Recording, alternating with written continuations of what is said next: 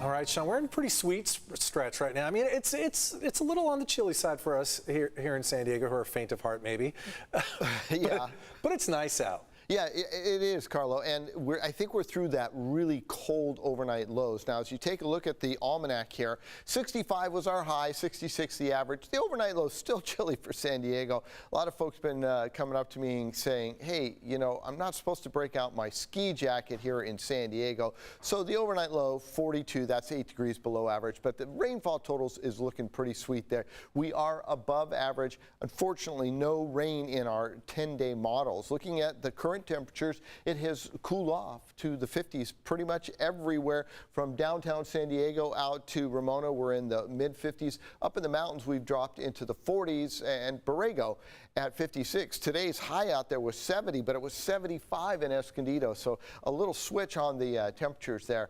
The cooler air settling in over the deserts from the dry atmosphere out there. That's a live look downtown San Diego. As we said, 56 degrees. The winds are calm, so that cooler overnight air is really going to settle into those high valleys up in Ramona and down into Campo. So it'll be chilly there once again.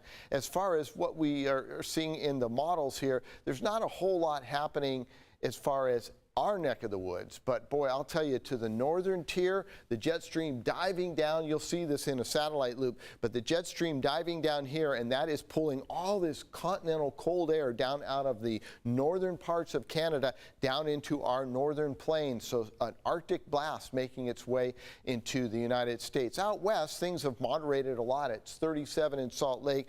Denver, though, getting in on that Arctic air, and along the eastern seaboard, they have started to warm up. So that snow they felt is starting to melt, and the roads are now just wet. There's the storm that brought all the activity. Watch this band of clouds here. There's your jet stream. It goes up and over our high pressure, and then the next low plowing into the Pacific Northwest. They're looking at heavy snow in the mountains around Jackson Hole, into Utah, as well as into the Colorado Rockies. High pressure shifts in, so Friday being when the transition starts to take place, this low digs in, and so we cool down a little bit over the weekend, but by the time we get to Sunday, high pressure repositions itself, and with that, we start to see things warm up. 65 tomorrow, so definitely a very nice Thursday ahead of us. The cool down arrives as that next low moves through into Saturday, and then the next high pressure starts to ramp back up. And by the time we get to mid next week, we start to see another high pressure coming in. The storm track stays well to the north of us,